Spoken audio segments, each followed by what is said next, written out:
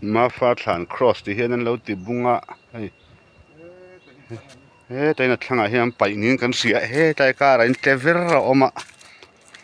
Aizawl thác anh rèn khóc mấy thứ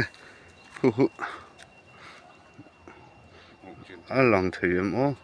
thì hết ta rồi cái điều hiền cái xịa lạc xuống cái tum xin anh cái ô em ô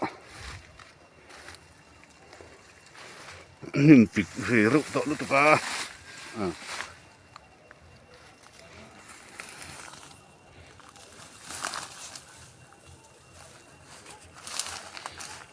anh mèo khóc mày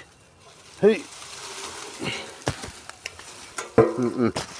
nó hấp được không ồ nè đâu là thế thế thì hiện cái này khác anh ul bunga tại hiện anh khổ lụt thả thì na nha chú lâu ăn rừng khóc mày chú nghe mà đi đâu nhỉ